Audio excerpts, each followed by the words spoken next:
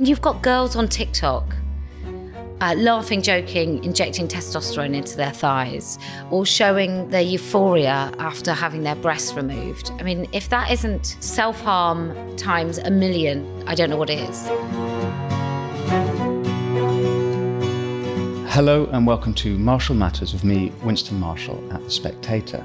Today I'm joined by Kellie-Jay Keen, also known as Posie Parker. Kellie-Jay is a women's rights activist and campaigner, founder of Let Women Speak, and standing for women, both grassroots gender-critical organisations. Kellie-Jay has just come back from a trip of New Zealand and Australia, where footage came out seeing her attacked and doused in tomato soup by radical trans activists. Kellie-Jay, thank you so much for speaking with me today. You're very welcome. Thanks for having me. So considering the footage I've seen, and which you've described the events of the last week or so as you fearing for your life, and that seems absolutely the case from the footage I've seen, surrounded by literal baying mobs. Actually, that you've come to speak with me today, I'm not quite sure how you have the strength to do it. So firstly, thank you. But how are you feeling?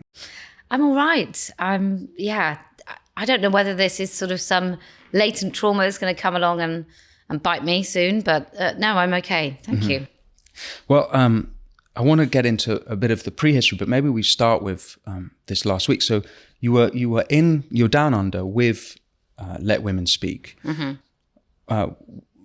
And what was the purpose of the trip? What were you hoping to achieve? Why did you go to Australia and New Zealand?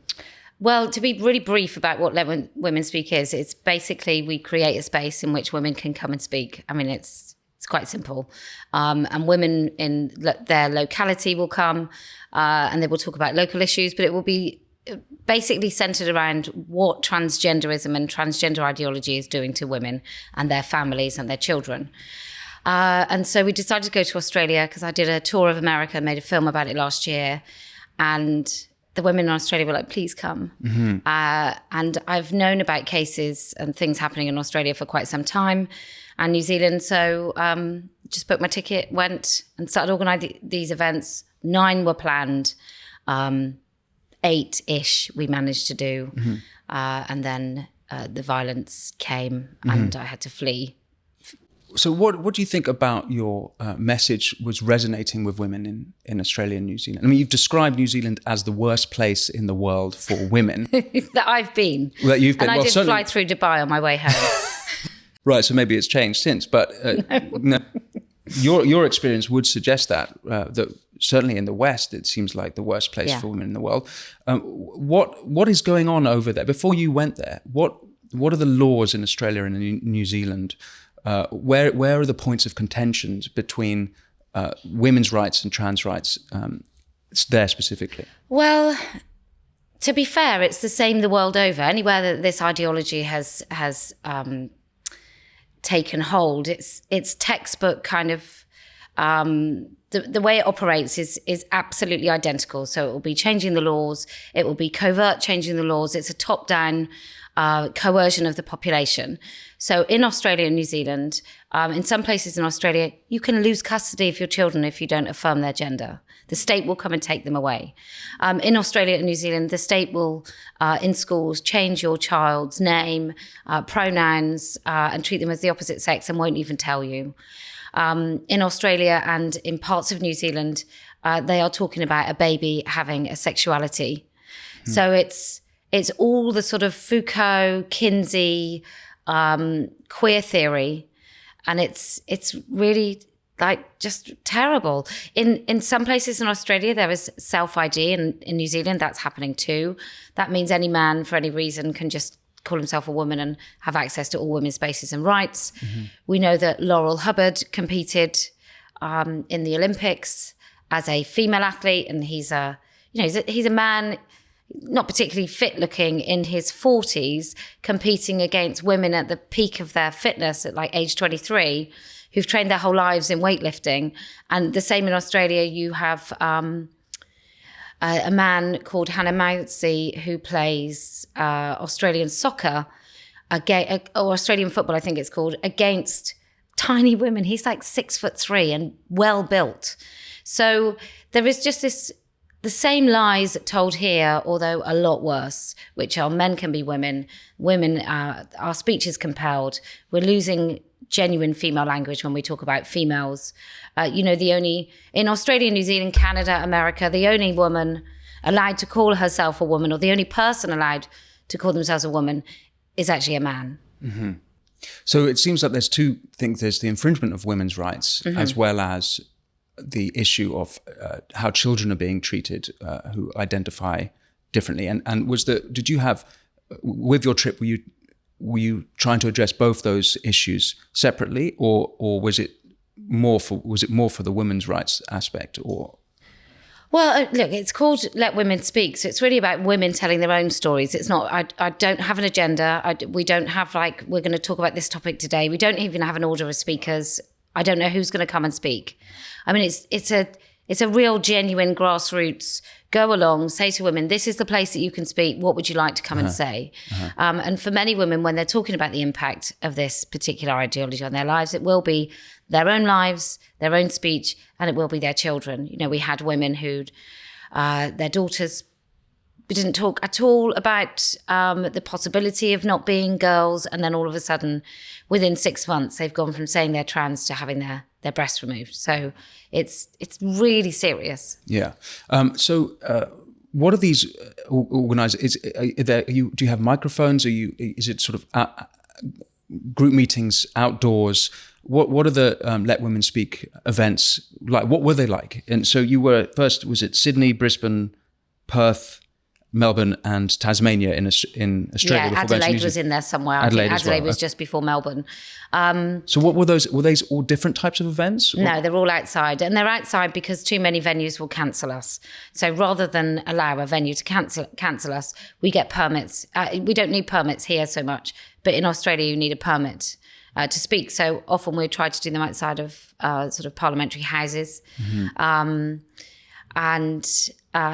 You just set up a microphone and an amp. So local women will organise.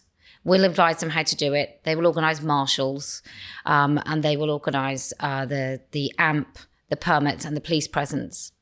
And then we had you had to get public liability insurance in order to have these events. But they're all outside. They're really. It's an open invitation for anyone, but we do have a rule that women speak first, and then men can speak. Okay. And so there's a sort of crescendo through the events, culminating with the incidents in New Zealand. And it seems like New Zealand was another level of hell, really. Yeah. And there was the tomato incident where trans extremist Eliana Rubashkin said, I want her to be full of blood because that's what she's advocating for. She's advocating for our genocide. Now, I've done a fair amount of research for this interview, and I found no such advocation. No. Nothing of the sort, not even violence, let alone genocide. This seems very much like a peaceful protest that your history is. What happened there in New Zealand? I mean, it seemed terrifying. Well, the Prime Minister had talked about me. There was a High Court case to try and stop my visa. I mean, I was on the news apparently loads before I even got there. It wasn't just lying. It wasn't just, exaggerating. It was barefaced lies about me. What sort of lies? Well, in one of my live streams, when I'm talking about the New Zealand Prime Minister trying to sort of talk about me not going to New Zealand and revoking my visa, I'm holding my zip on my piece of clothing, and I do this as I'm moving my zip, and they blur out my hand and say I'm giving a white power symbol whilst talking about the Prime Minister of New Zealand. Just nuts. What they inadvertently did, they did two things. Number one, they whipped up a frenzy. But the other thing they did is they told everybody my name on a repeated, so many times that people were like, well, what is this woman? What does she stand for? How can I, why are we stopping her from coming into the country? And then they look me up and then they agree with what I say and what I stand for. So it had they did me many favors. I mean, obviously there was a little bit of a price to pay for that, but it's a tactical thing with media, and I've seen it happen to me where your Wikipedia, they come out, they can manipulate everything that's on there. I've had that happen to me. It's bombardment of media pieces to sort of cloud out any semblance of the truth. Now, to anyone who might not know, what do you stand for? What are those things that actually, when people dig, they find out, this is what Posie Parker's about. Actually, I agree with that. What are those things? What are the key things? That I don't want women to lose the rights that we fought for. So women-only spaces, female language just used for women, children not being sterilised, that we really have a think about whether or not anybody should transition, but certainly anybody under the age of 25, I think, should find it very difficult to make such catastrophic medical sort of decisions that harm their bodies. That I would like to totally get rid of the GRA, which is the Gender Recognition Act. I don't think we should have legal fictions. I think a truly tolerant society would actually say, if John wants to be called Janet and he wants to live a peaceful life and not bother anyone and not go into women's spaces and force other people to be compelled to pretend they also see John as Janet, then, that a tolerant society would allow that. Mm-hmm. But we have a state that basically says, if you don't go along with that, we will punish you. Mm-hmm. So that's what I want to get rid of. The state involvement and the schools and the judiciary and all the other arms of the state. I want them out of out of women's rights. Mm-hmm. So back to New Zealand, Australia, but with regard to the state, various politicians came out against you. Mm. You already mentioned the New Zealand Prime Minister, Chris Hipkins. Mm. I'm not quite sure. He seemed to be a little bit vague in commentary, saying that the debate was unhelpful. Rather, it didn't seem to be a straight out criticism necessarily, although neither did it seem to be support. But there's been more explicit condemnation. Michael Wood, New Zealand's immigration minister, said, "I would prefer if Parker never set foot in New Zealand. I find many of her views repugnant and am concerned by the way in which she courts some of the most vile people and groups around, including white supremacists." Was it in Melbourne that there were some white supremacists who came? Yeah. Again, Michael Wood claims that you court such people, but I've in my research for this interview, I've had no such thing. No. What can you tell me the story behind the white supremacist group that were there? Yeah, I absolutely can. From my point of view, so we were in Parliament, myself and Moira Deeming, the MP, and the security said, "Oh, there's some men in black with black masks," and we were like, "Oh, Antifa." Right, that's just the assumption we made because that's my experience of Antifa, and when we went out, we couldn't see those men because we were on steps and they were parallel to us. And there was also another rally about freedom. I'm assuming that might be about lockdowns and vaccines and stuff. I have no idea. And then there was some socialist workers type party that were also TRAs, and there were some TRAs. And I'm told there was another group. There was apparently 6 groups. And so we were giving our talks. We didn't see those men. We didn't interact with those men until we saw them give a Nazi salute. And they were opposite us in front of the trans rights activists. Now, I'm not saying it was orchestrated. I'm just saying that if you wanted to discredit women, that would be a really good way to do it, to sort of imply that we were somehow connected to a group that we had nothing to do with them. They had nothing to do with me. The last I heard, people that supported Nazi ideology weren't great fans of women's rights. So it's preposterous that they came to have anything to do with us. Plus, they had no markation on them. There was not a single Nazi symbol amongst any of them. The only thing you knew is the Nazi salute. It just feels really sinister and orchestrated, and I don't know who would do it. I don't know who would have the power to do it. It certainly wasn't the police that were there on the day, but it might have been someone. Mm-hmm, mm-hmm. You mentioned there Moira Deeming. So she was she's a member of the Liberals in Victoria party, and she's been suspended for her association with you. Did you know that? Yeah. How do you feel about that? Have you been in contact with her since? I have been in contact, and I'm disgusted, but I'm really hopeful in these sort of situations where somebody is publicly flogged and for something that is most people would think was ludicrous. I'm hoping that someone with her resilience and resolve and good moral standing, I'm hoping that this makes her the leader, the next leader of that party, because I think people will see a leader and a woman with conviction who is willing to stand up for what she believed in, which is severely lacking in Australian politics. Do you have a sense, so we've talked already about how the media just have swarmed around this and besmirching you, how politicians came against you. We're seeing in this country how at the ballot box, when it comes to voting, actually, if you the radical trans agenda is very unpopular, as we saw with Nicola Sturgeon. Do you have a sense in Australia and New Zealand whether anything it's similar, whether normal people actually see the radical side and think maybe they've gone too far, or do they support the radical movement? I don't think any normal person supports massive blokes playing against women in sport, or their daughters not being able to use a female-only space without seeing an adult's penis. I don't, I think it's foolish to think that people are going along with it. People have no idea. And I think that the narrative in Australia is totally sewn up on their ABC, their state broadcaster, doesn't cover this at all. Just covers it from a vulnerable, let's trans the kids point of view, and I guess it's really easy to convince a population. I didn't realise. I think we look back at Germany in the 1930s and we all ask, or I certainly used to ask myself, how do you coerce people to do such evil things? And I don't think it's that hard. You just need the right amount of fear, a decent level of propaganda, and punishment for questioning the narrative. Yeah. What you mentioned there, Antifa.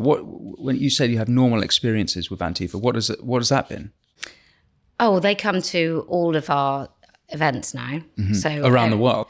Yeah. I mean, in America, I couldn't go to Portland so I did a film of dates throughout America, and I couldn't go to Portland because there were really serious, credible threats on my life. But yeah, they come to all the events, and they're properly insane. And I don't mean that as like, oh, they're just so horrible. I mean, they have psychotic. Yeah, they look psychotic. They make noises. A lot of the girls look really quite disturbed. And I was in the middle of this mob in Chicago, and they're all close, really close, and they're allowed to scream in your ear. As long as they don't touch a tiny speck of your skin, they're allowed to be right up in your face. And just in this moment, everything slowed, really slowed, and went muffled. And I'm just looking around, and it is like something out of a movie. And I just thought, oh, I've really got to do this. I just have to do this.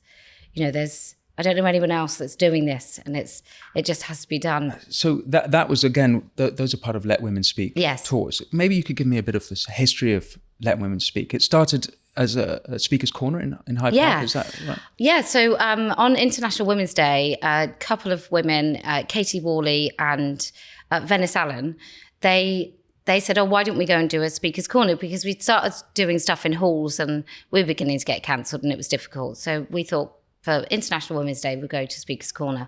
That might have been like 2019.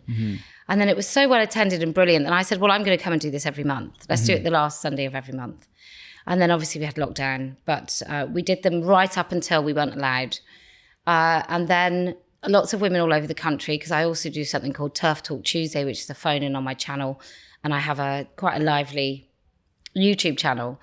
And they were like, can you come here? And can you come to different parts of the country? You can't make it to London. So the first one we did was the first Speaker's Corner out of London, which was Nottingham. And trans rights activists turned up and started shouting. And just organically, women started shouting, let women speak, let women speak. And it was just such a lovely, and it's not really asking permission. It's about creating the environment in which women can speak. So it's just gone from there. And so now it's called Let Women Speak. It's a rallying cry. It's frequently trending on Twitter. And I'm really proud of it, but it's it's the essence of the whole Let Women Speak event and campaign, is that it's all women led, and it's all just beautifully organic and coincidental. It's not contrived, which I think why it comes across as sincere and honest. Okay. And before Let Women Speak, you came to prominence with the billboard at the Labour Party conference in 2018, which I think just wrote the definition of a woman, which is an adult human female. Yeah. What happened before then that led up to the billboard? Because there was, I'm kind of curious to understand how your journey has come to this point where you're like a lightning rod on this issue. I mean, so, and it's an international, it's a global issue. The dividing line between the infringement of trans rights and women's rights on each other, and that debate and that very contentious issue of our times. And I want to understand how you've got there. And so what happened leading up to the billboard where does Posie Parker come from? Okay, so I was happily on the left. I had no idea that I was in some echo chamber. I genuinely thought that after the coalition between the Lib Dems and the Conservatives that we would vote in a Labour government. I thought that was coming. And then David Cameron was voted in outright. I started joining lefty women groups on Facebook, and they became heavily populated with what I would kindly call men in dresses. So this would be late transitioning men who basically 10 years ago we would have called transvestites. And then the language was changing. And I just said one day to one of these men, do you really identify as a woman? Well, all hell broke loose. And it wasn't just him. The women defended him so much. Like it was vitriolic. It was so aggressive. And I was told, this is something you can't talk about. And I was like, oh, okay, well, this is what I want to talk about then, because this is nuts. And I was a stay-at-home mother. I've got 4 children, happily married. So actually it started as a speech issue rather than a rights issue. Absolutely. It was just a free speech. Well, I had no idea. So in 2016, I wrote a letter to sort of called Grieving the Left. And it was all about when this started, when I first peaked. Peak trans is when you understand what's going on. It's a bit like red pill. And when I peaked, I thought, well, they won't do this to kids. And then I found out they're doing it to children. I'm like, well, it won't be in sport. And then I found out in sport, well, they won't use the word woman for themselves. And then, in every kind of barrier I thought would not be broken was completely obliterated by this movement, this cult. And so I was just in secret little groups. And then I was interviewed under caution in early 2018 for 6 tweets. So then that put my name out there. What were the tweets? Oh, I misgendered a trans rights activist in America who said that prostitution was a rite of passage for teenage trans girls. I said that it was wrong to castrate a 16-year-old boy and take him to Thailand, which is what the CEO of Mermaids had done. Susie Green. Yeah. Uh-huh. So she reported me to the police. And they got my contact details from Twitter at a time when Jihadi John was protected.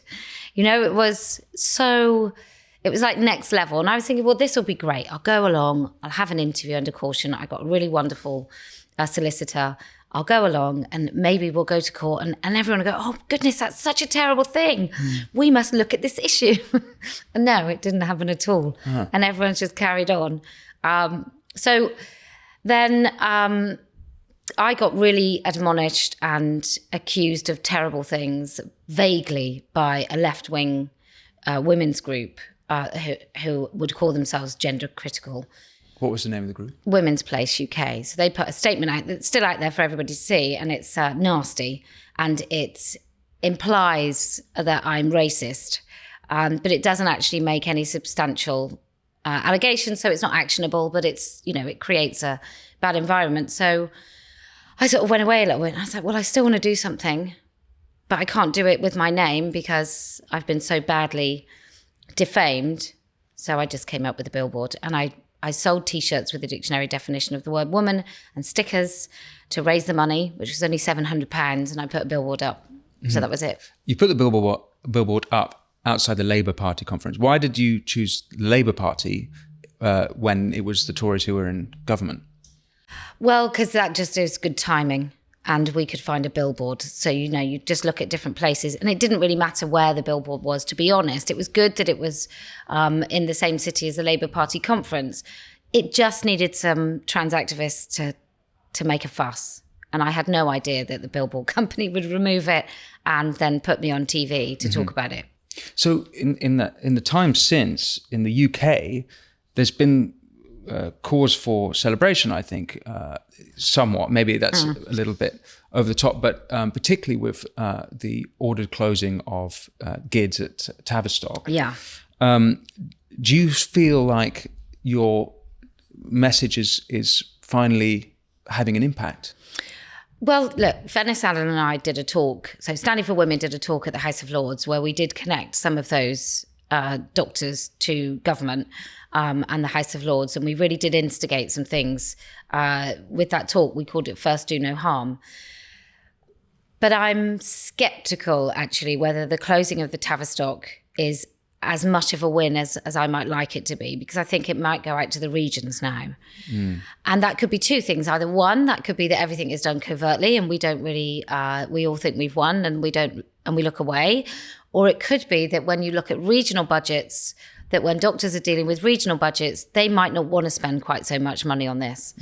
But the Chelsea and Westminster is about to open a wing specifically for sort of phalloplasty type surgeries, which is when you take all the flesh of a forearm, you fashion it into a tube, and that's supposed to be a penis. It's got a really extraordinarily high failure rate because, I don't know, it's quite difficult to actually make a penis out of an arm, and the money spent on it is vast. So are those private surgeries? It wouldn't be NHS funded? No, this is an NHS hospital. This is NHS hospital. Okay. As I understand it, we got that through. There's a freedom of information by one of the women that called into Turf Talk, and she's in the NHS and she's been doing some research on it, and it's a bit horrifying.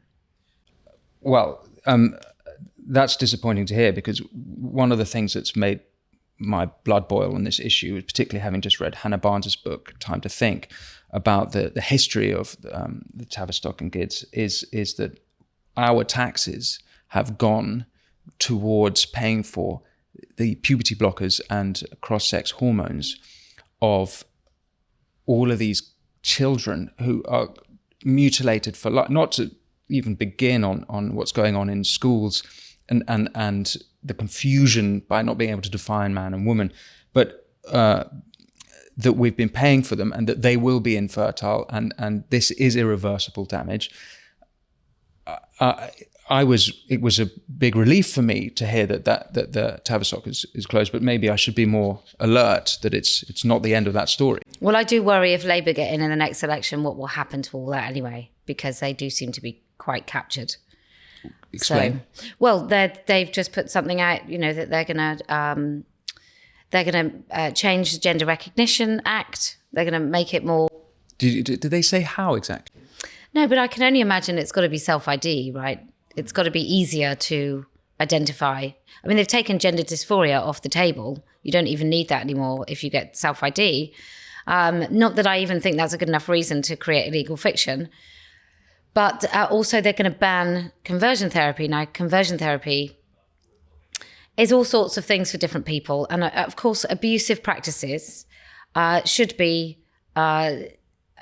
have some sort of restriction and ban on them, any abusive practices. But saying to a child that you actually aren't a boy when you are a girl, and saying to them that, just like, this can be perfectly normal, or you're sucked into a cult, or advising parents to get their kids offline. Like those that is not conversion therapy. That is responsible therapy. And they will ban it. Well, it seems like what's actually been happening is that, and again, Hannah Barnes goes into this in her book, but the state has been converting gay kids into becoming trans kids. I mean, if that isn't conversion therapy, what exactly is conversion therapy? Absolutely. And there's, it's called the Memorandum of Understanding for Psychotherapists, and they're basically not allowed to do anything other than affirm.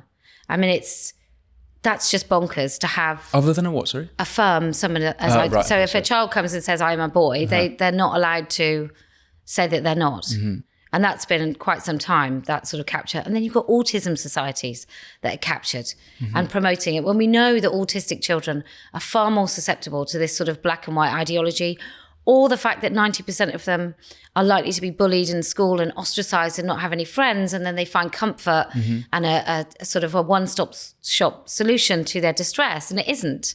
It's just a different sort of distress. And a high percentage of them have had experienced trauma beforehand. A high percentage of them, as I've already said, are just gay kids, autistic kids, as you mentioned. One of the phenomenon there is that the demographic on the children's side has been that it has gone from being a minority female to majority female in the children thing, identifying as trans or non-gender conforming, or whatever the right terminology is there. And as a women's rights activist, I wondered why you think that is, what's going on there, and what can be done about that? Well, I think it possibly, this is just from a common sense point of view, I think it probably used to be really effeminate boys.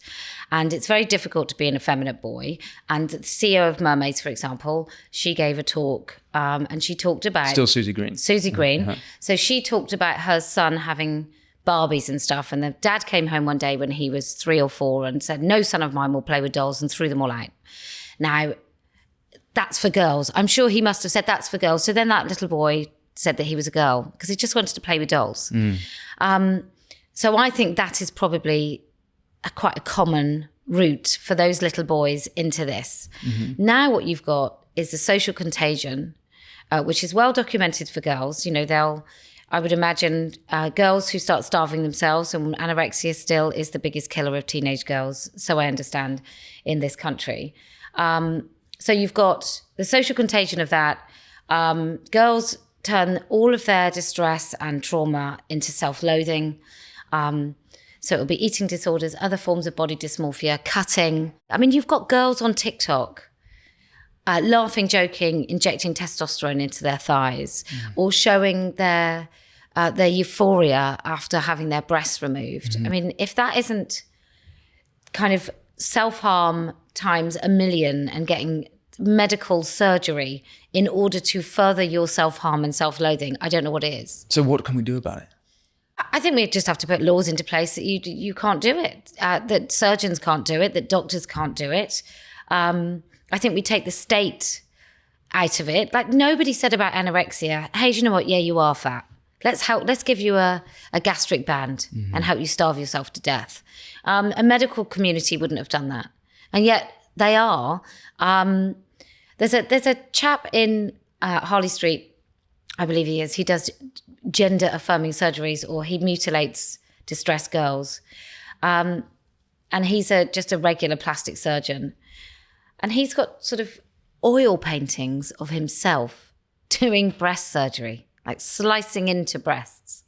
There's something deeply sinister and misogynist about saying to girls, do you know what? If you're not finding your way about this world that great, why don't you just opt out? I've thought about that a bit, in that it's very hard to put yourself in the mind. It's hard enough to put yourself in the mind of a regular surgeon, because that person has to detach themselves and for doing what is largely important work, but grueling, like cutting up bodies. Yeah. But I cannot for the life of me put myself in the mind of a surgeon who cuts off the genitalia of another human being, let alone a young human being. I don't know what it would take to actually allow themselves to do that. What psychologically, how on earth can they be not just taking the flesh off the arm to create the penis, the so-called penis, but actually cutting away at the genitalia itself? Like that, it's just the most. How is that? I can't bring myself to. Well, I'd agree with you. I'd agree with you. Look, in America and private surgeons here, I don't think it's how can they. I think it's how much. how much will let them sell their souls. But a lot of these plastic surgeons here are people that have been, augmenting women's breasts to sort of devastating proportions, or any proportion at all. Like, they're in an industry where they say, I'll take your insecurity and I'll sell you a solution for a long time. So I think those people are already in the business of something pretty horrifying. This is just next level, isn't it? This is, I'm not a religious woman, but it seems to me like it's relatively demonic. On a slightly more positive note, you've had the support of some heroes, most famously JK Rowling, and that must be very encouraging. She came out and saying, speaking of what she saw happening to you in New Zealand, women have become used to lies, threats of violence, and outright denial of reality. But if you imagine anyone feels defeated, think again. Your men's rights activists showed the world exactly who they are. It must be very encouraging to have someone like her supporting you. Yeah, I mean, she's the reason that 2 of my sons actually bothered to pick up a book at all. Not just because her stories are great, just the fact of somebody who doesn't read to somebody that reads. So I'm indebted to her already. But yes, her very well crafted tweets are always welcome. Well, she's another person who's, like yourself, been just called besmirched and called everything under the sun. And there's a woman who's generated billions for the British economy, gives billions, well, maybe certainly tens of millions in tax, and then it seems like what money she has left seems to be going towards charity. I mean, it's just incredible that this great, really great woman and great British person has been treated as she has. And it's just, you're another person in that category where you're doing great things and they're trying to come at you. And one of the more prominent people coming at you was the singer and activist Billy Bragg, who's sort of flung a torrent of tweets at you. Have you been engaging in his correspondences? I have a little bit, because it's just, he's not the only lefty misogynist who has targeted me, but he does seem rather obsessed. I mean, I've reminded him that I am married, happily married, and all of his attention is unwelcome. Well, that's really a nice way of dealing with it. Let's hope he gets the message. You are starting the Party of Women. Yes, I am. So you're going to run against Sir Keir Starmer at the next election? Yes, I am. What can you tell us? Well, look, we have to force these politicians to talk about it. They have to take a stance, and they have to either look like a fool and say that they don't know what a woman is, or they'll have to admit that they know what one is. And then we get this conversation like, let's do it. It's been far too long that people have been a little bit too polite. So when a politician evades the question, they're not pressed. It's like everyone's a little bit frightened of it. And I'm not. So I thought, let's run against Keir Starmer. Let's encourage women all over the country to run for PCC or local councils or MPs, however they feel they can get their foot in the door to represent women, or represent themselves, and ask the right questions in places where decisions are made, where as yet, when people talked about men going into women's prisons, it seems like nobody said, what about the women? And so we just want people in those rooms to say, what about the women? It also means that they'll have to put billboards up, because at the moment nobody will. So I can return to my first port of call, which is to just put these billboards up and provoke conversation for everybody. But that's what it's about. I don't think I'm going to win, but I will win in so much as I will break the silence. You've described that you felt let down by Labour, and I assume this is why you're running against Keir Starmer rather than Rishi Sunak. Yeah. How they let you down? Well, I was on the left. I had no idea. Maybe I was just totally ignorant and naive, but I had no idea how much they hated women. But so many of the Labour politicians, Lisa Nandy was asked whether or not a child rapist should be in prison with women. She said yes. When was that? Oh, this was, it's on my channel, actually. A friend of mine, Dr. Julia Long, went to a Labour Party hustings, I think it must have been, and she was directly asked about this specific prisoner, whether he should be moved to a women's prison estate. And she sort of said yes. And they talk about respecting trans identities. And so many of like Labour have put that thing out today about Trans Day of Visibility. It's just... I just didn't realise how much they hated us. I really thought they were on the side of women, which is more for me. Do you so when you see like Trans Day of Visibility or the trans flag, do you interpret that as just anti-woman? You don't interpret that as, you say, oh, I didn't realise how much they hate women. When you see that flag, is that not a bad faith interpretation of what they're trying to do? Because they would say, look, there's trans rights and there's no denying that there are kids with gender dysphoria. Whether they're trans or there's a debate around that. Do you really see that flag as an affront? Yes. Yeah. Because I don't know what trans rights are except the right for men to use women's spaces. I don't think it's true that trans people that call themselves trans don't have access to healthcare. They might not have access to extortionate healthcare, which we don't feel is life-saving, but then some women with stage 4 breast cancer don't have access to the healthcare that they want. I would say that those women are far more important. But if you ask somebody what are trans rights, it really is. Women are important, or the issue that they're... The women are important. I don't think it's important for us to endorse falsehoods. I think we have a duty to people that are confused to help them understand that they are their bodies. We don't get a choice. We don't get to detach ourselves from our bodies. We are our bodies. So I think it would be much more fruitful to help people accept the body they're in. That's what we do to people with profound disabilities. We don't, we help and encourage people with, I knew a woman who did a PhD research project on children with facial deformities. And we just help those children accept that this is the body that they're born in. And, that would be a much more fruitful, healthy thing to do. Mm-hmm. Okay. So back to then you're running in the election. What do you want from your supporters? How can people get behind you and in touch if they wanted to support you on this? So I have a website called Standing for Women, and you can contact us with a party of women in the subject. We're registering the party as we speak. There's loads of legal stuff to do, but we will be announcing properly after the coronation. Mm-hmm. But we're just going to hit the ground running. Mm-hmm. I just can't. I just can't wait. I can't wait for women. Women feel emboldened at the moment.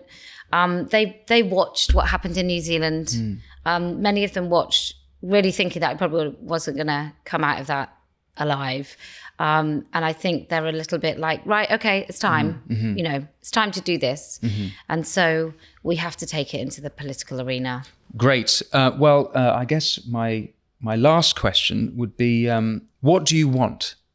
At what point would you feel like you've achieved what you need to achieve? I think there's a number of things. Number one, I would like all government sort of arms, whether it's education, the police, the NHS, the judiciary as a whole. I would like all of them to get out of the business of telling women what we can and cannot say. And I would like them to stop indoctrinating children. And I would like them to stop, the police. I've been involved with the police on 5 occasions now over this issue. I would like the police to be totally neutral again. And we stop telling these lies. I would like the GRA to have evaporated into thin air and that people are embarrassed to ever say they endorsed it. And lobby groups and money out of government. So it's just simple. I just would like to get back to a place of common sense and truth, which maybe we were never there, but I didn't know about it. So back to the point where women could say a woman is an adult human female without fearing some sort of retribution. Well, Kellie-Jay Keen, thank you so much for speaking with me, and or I should, Posie Parker, of course, is your name. Thank you for taking the time in this chaotic, hectic time, and particularly over the last couple of weeks you've had. Astonishing. I'm very grateful for it, and I'm sure listeners will have found that fascinating. Thank you so much. Thank you so much.